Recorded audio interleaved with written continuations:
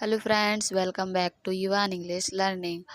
और दोस्तों, इंग्लिश में इंग्लिश बोलने की शुरुआत किस टॉपिक से होनी चाहिए? तो वो होता है बी वर्ब।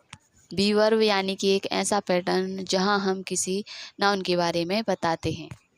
जब हम ये बताते हैं कि कोई वस्तु क्या है या कोई व्यक्ति क्या है, तो ऐसे वाक्यों को बनाने के लिए हम बेसिकली बी वर्ब का यूज़ करते हैं।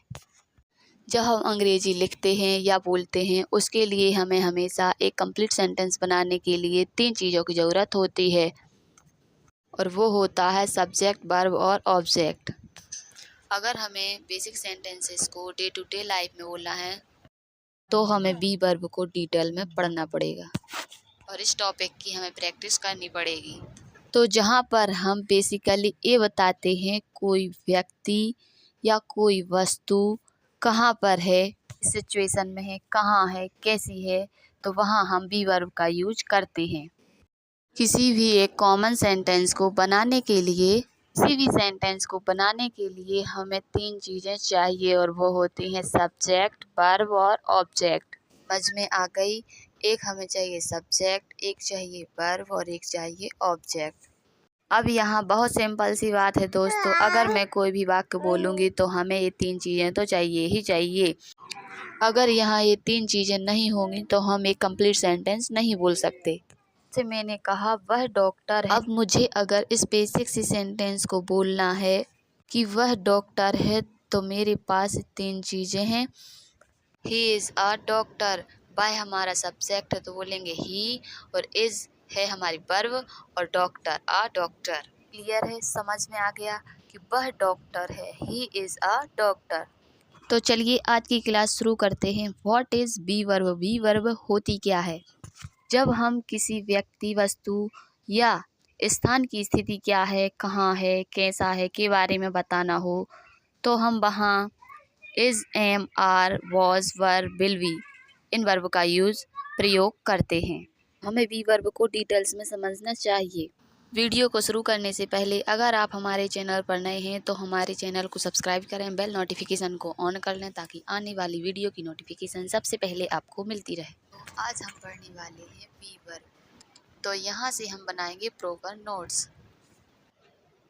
तो बी वर्ब किस लिए यूज करते हैं? ये बताती है किसी वस्तु, किसी व्यक्ति या किसी स्थान की स्थिति के बारे में। ठीक है, क्या बताती है? किसी वस्तु, किसी व्यक्ति या किसी स्थान की स्थिति के बारे में हमें बताती है। अब यहाँ बेसिकली हमने बी वर्ब को 3 भागों में डिवाइड किया है। एक तो होता है हमारा प्रेजेंट, एक होता है हमारा पास्ट और एक होता है हमारा फ्यूचर। अब जैसे मैंने कहा वह शिक्षक है, वह को बोलेंगे ही के साथ आ जाएगा इज़ अ टीचर कि आप वर्तमान में क्या करते हैं, तो यह बताता है वर्तमान में ही इज़ अ टीचर। और अब यही अगर हम पास्ट में बोलेंगे वह शिक्षक था क्या, लेकिन वह अभी नहीं है, पहले क्या था? वह शिक्षक था। हमने कैसे पहचाना कि यह वाक्य पास्ट का है? क्योंकि यहाँ लास्ट में था आ गया। अब हम इसे इंग्लिश में कैसे बोलेंगे? ही वॉज अ टीचर, तो पास्ट में क्या लगाते हैं हम? वॉज। अगर अब यही हमें फ्यूचर में बोलना होगा तो हम कैसे बोलेंगे? वह शिक्षक होगा, he will be a teacher. Future में हम विल बी का यूज करेंगे। What is the difference? अगर मैंने कोई सेंटेंस प्रेजेंट में बोला है तो मैंने इज़ लगाया है, और कोई सेंटेंस मैंने पास्ट में बोला है तो मैंने वॉज लगाया है, अगर कोई सेंटेंस मैंने फ्यूचर में बोला है तो विल लगाया है। तो इंग्लिश सीखते समय हमें एक चीज़ का बहुत ज़्यादा ध्यान रखना है, एंड दैट इज़ व्हाट, कि बोलते समय हमें राइट हेल्पिंग वर्ब यूज़ करनी है। अगर हम प्रेजेंट में बात कर रहे हैं तो हमें प्रेजेंट की हेल्पिंग वर्ब यूज़ करनी है, और अगर हम पास्ट की बात कर रहे हैं तो हमें पास्ट की हेल्पिंग वर्ब यूज़ करनी है, और अगर हम फ्यूचर की बात कर रहे हैं तो हमें फ्यूचर की हेल्पिंग वर्ब यूज़ करनी है। क्लियर है? आ गया समझ में? अब यहाँ पर हमने क्या सीखा कि अगर हम प्रेजेंट की सेंटेंसेस बनाएंगे तो हमें यहाँ कौन कौन सी हेल्पिंग वर्ब यूज़ करनी है, तो वो यहाँ पर हमें 3 हेल्पिंग वर्ब हैं प्रेजेंट में, इज़, एम, आर, जब हम पास्ट के सेंटेंसेस बनाएंगे तो वॉज और वर इन हेल्पिंग वर्ब का यूज़ करेंगे, और अगर हम फ्यूचर के सेंटेंसेस बनाएंगे तो हमें विल वी का यूज़ करना है। क्लियर है? आ गया समझ में? हम क्या करेंगे दोस्तों, अभी हमने बी वर्ब को समझा और अब हम एक एक टेंस को कंप्लीट करेंगे, इसको डिस्कस करेंगे। अब हम क्या देखेंगे, अब हम देखेंगे बी वर्ब को। बी वर्ब को प्रेजेंट में पढ़ेंगे, बी वर्ब को प्रेजेंट में पढ़ेंगे, be verb in present. Be verb present में हमें क्या बताती है, हमें ये बताती है वर्तमान में कोई वस्तु या कोई व्यक्ति या कोई स्थान की स्थिति के बारे में हमें ये बताती है। अब यहाँ पर आपको ये याद में रखना है कि इसका स्ट्रक्चर क्या है, subject plus is am are plus object. अब यहाँ पर हमारी 3 हेल्पिंग वर्ब हैं। अब यहाँ पर मैं तो आपको बेसिक से पढ़ा रही हूँ, तो ये भी बताऊँगी कि इज कहाँ लगेगा, एम कहाँ लगेगा और आर कहाँ लगेगा। देखिए, इज हमारा सिंगुलर सब्जेक्ट के साथ लगेगा। सिंगुलर सब्जेक्ट जैसे हमारे सिंगुलर सब्जेक्ट कौन कौन से हैं, ही, सी या इट या फिर नेम, सब हमारे सिंगुलर सब्जेक्ट हैं। इन सभी के साथ हम इज का यूज़ करेंगे। एम लगाना है हमें केवल आई के साथ, और आर हमें कहाँ पे लगाना है, आर हमें लगाना है जितने भी प्लूरल सब्जेक्ट हैं उन सभी के साथ, जैसे वी, दे, यू, ये सब हमें याद होनी चाहिए। ठीक, क्लियर है? अब हम एक एक सेंटेंसेस को प्रैक्टिस करेंगे। अब बी वर्ब के सेंटेंसेस कैसे होते हैं, जैसे मैंने कहा तुम मेरे दोस्त हो। अगला, वह मेरा भाई है। रानू घर पर है। हम बहादुर हैं और वे कलाकार हैं। अब ये सभी सेंटेंसेस हैं जहाँ किसी व्यक्ति की विशेषता बताई गई है। यहाँ पर ये क्या करता है, बेसिकली बी वर्ब यहाँ पर ये व्यक्ति की विशेषता भी बताता है। तो चलिए हम इसे बिना किसी देरी के सेंटेंसेस को बनाते हैं। हमारा पहला सेंटेंस है तुम मेरे दोस्त हो। इसको कैसे बनाएंगे, देखिए, तुम को बोलेंगे हम यू, यू के साथ आ जाएगा आर, और मेरे दोस्त को बोलेंगे my friend, you are my friend. अगला है वह मेरा भाई है, ही इज माय ब्रदर। अगला है रानू घर पर है, तो रानू एक लड़की है, तो रानू, रानू के साथ आ जाएगा इज, और घर के साथ, घर के पहले हमेशा एट लगाते हैं, तो रानू इज एट होम। हम बहादुर हैं, वी आर ब्रेव, बहादुर को बोलते हैं ब्रेव। नेक्स्ट सेंटेंस है वे कलाकार हैं, वे को बोलते हैं हम दे के साथ आ जाएगा आर, और कलाकार को बोलते हैं artist, they are artist. Clear है? आ गया समझ में? चलिए अब हम आगे थोड़ी सी प्रैक्टिस करते हैं। स्ट्रक्चर मैंने लिख दिया है, और पहला सेंटेंस है वह बहुत शरारती है। सेंटेंस क्या है, वह बहुत शरारती है। देखिए, अब शरारती को क्या बोलते हैं, शरारती को बोलते हैं नॉटी। देखिए, वह को लिखेंगे हम ही के साथ आ जाएगा इज, और शरारती को बोलते हैं naughty, he is naughty.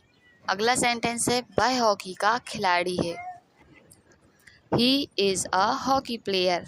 Sentence क्या हो जाएगा, ही is a hockey player. Clear है? चलिए अब आगे बढ़ते हैं। वह एक पुलिस ऑफिसर है। सेंटेंस क्या बनेगा हमारा, ही इज अ पुलिस ऑफिसर। मैं विमान चालक हूँ, I am a pilot, I am a pilot. Next sentence मैं मैदान में हूँ, I am in the ground. क्या हो जाएगा sentence, I am in the ground. Clear है? समझ में आ रहा है ना?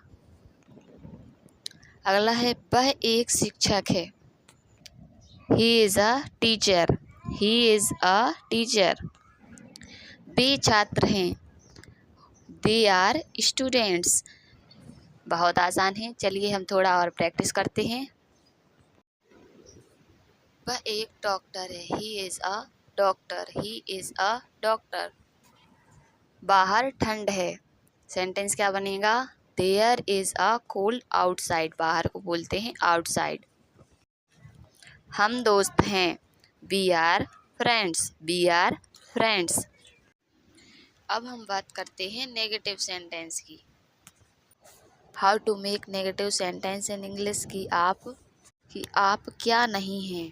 अरे हम बोलते हैं ना कि हम घर पर नहीं हैं, हम यहाँ नहीं हैं। तो चलिए हम कुछ एग्जाम्पल्स देखते हैं। पहला सेंटेंस है वह चोर नहीं है, एक तो ये हो गया। दूसरा हम पागल नहीं हैं। तीसरा वह अमीर नहीं है। चौथा वे घर पर नहीं है। And the last sentence if I give you, यह पानी नहीं है। चलिए अब हम इन सेंटेंसेस को बनाने की कोशिश करेंगे और इन सेंटेंसेस को बनाने के लिए मैंने स्ट्रक्चर ऊपर लिख दिया है।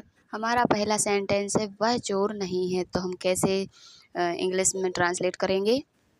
ही इज़ नॉट अ थीफ, चोर को बोलते हैं थीफ। अगला है हम पागल नहीं हैं, वी आर नॉट मैड। वह अमीर नहीं है, सेंटेंस क्या हो जाएगा? He is not rich, rich को बोलते हैं अमीर। वे घर पर नहीं हैं, they are not at home. Last sentences यह पानी नहीं है, this is not water, this is not water.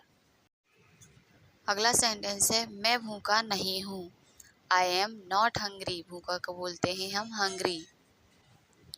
हम अकेले नहीं हैं, वी आर नॉट, अकेले को बोलेंगे अलोन, तो वी आर नॉट अलोन। यह आसान नहीं है, दिस इज नॉट ईजी, तुम गलत नहीं हो, यू आर नॉट रॉन्ग। यह जगह सुरक्षित नहीं है, this is not safe place, this is not safe place. Clear है? आ गया समझ में?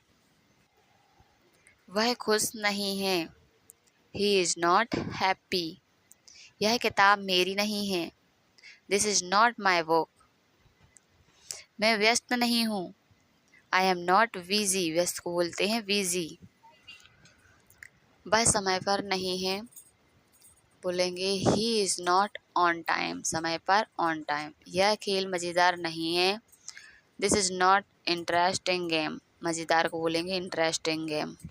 अब आता है हमारा इंटेरोगेटिव सेंटेंस का स्ट्रक्चर क्या है? Is am are plus subject plus object और क्वेश्चन मार्क। जैसे मैंने किसी से कहा क्या तुम अमीर हो, क्या तुम पागल हो, क्या तुम होशियार हो, इस तरह के सेंटेंसेस हम बोलते हैं। हमारा पहला सेंटेंस है क्या तुम व्यस्त हो। अगला है क्या वह ऑफिस में है, क्या राहुल दुखी है, क्या वे तुम्हारे घर पर हैं। लास्ट सेंटेंसेस क्या हम ईमानदार हैं। ये सारे इंटरोगेटिव सेंटेंसेस हैं। अब हम इन्हें इंग्लिश में कन्वर्ट करेंगे। आपको यहाँ पर क्या करना है, आपको सिंपली सब्जेक्ट के हिसाब से हेल्पिंग वर्ब को आगे ले जाना है। तो हमारा पहला सेंटेंस है क्या तुम व्यस्त हो, हम बोलेंगे are you busy, are you busy. और अगला सेंटेंस है क्या वह ऑफिस में है, हम बोलेंगे is he in the office. क्या राहुल दुखी है, इज राहुल सैड। क्या वे तुम्हारे घर पर हैं, तो are they at your home, वे को बोलते हैं हम दे एट योर होम। क्या हम ईमानदार हैं, आर वी ऑनेस्ट, ईमानदार को बोलेंगे ऑनेस्ट। ये हो गया हमारा बेसिक कंसेप्ट। चलिए अब हम थोड़ा प्रैक्टिस करते हैं। हमारा पहला सेंटेंस है क्या तुम खुश हो, आर यू हैप्पी। क्या वे घर पर हैं, आर दे एट होम। क्या वह स्कूल में है, is he in the school. क्या वह तुम्हारी बहन है, इज ही योर सिस्टर। क्या तुम धार्मिक हो, आर यू रिलीजियस, धार्मिक को बोलते हैं रिलीजियस। अब आता है हमारा interrogative negative sentence. Interrogative negative sentence में क्या होता है, इसमें हमारा नॉट लग जाता है। देखो स्ट्रक्चर क्या है, is am are plus subject plus not और फिर उसके बाद ऑब्जेक्ट और question mark. Interrogative negative sentence कैसे बनाते हैं, तो चलिए हम कुछ प्रैक्टिस करते हैं फिर जानते हैं। पहला सेंटेंस है हमारा क्या वह एक अच्छा लड़का नहीं है, is he not a good boy. क्या वह बैलगाड़ी नहीं है, is that not a black cart. क्या मैं तुम्हारा साथी ही नहीं हूँ, am I not your friend.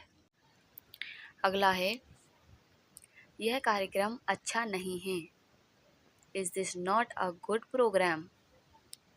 क्या सारा और रोहन दोस्त नहीं है, क्या हो जाएगा हमारा, आर सारा and Rohan not friends. Clear है? आ गया समझ में? और अब हम चलेंगे आखिरी के कुछ क्वेश्चंस की ओर। अगला क्वेश्चन है, क्या यह सही उत्तर नहीं है? हम कैसे बोलेंगे? Is this not right answer? क्या वे होटल में नहीं है? Are they not in hotel? In hotel. क्या वह लड़की की कुर्सी है? Is this girl's chair? Last sentences. क्या यह सार्वजनिक अवकाश नहीं है? तुम्हारा आंसर क्या होगा? Is this not public holiday? सार्वजनिक अवसर को बोलेंगे public holiday. And the last sentences, क्या यह फिल्म मज़ेदार नहीं है? Is this not interesting movie? यहाँ पर लास्ट में आपको मैं कुछ होमवर्क देती हूँ जो आपको कमेंट सेक्शन में कमेंट करके बताना है। इन सेंटेंस में से आपको जो भी अच्छा लगे कमेंट करके कमेंट सेक्शन में कमेंट करें और हमारे चैनल को सब्सक्राइब करें, बेल नोटिफिकेशन को ऑन कर लें ताकि आने वाली वीडियो की नोटिफिकेशन आपको मिलती रहे। Thanks for watching.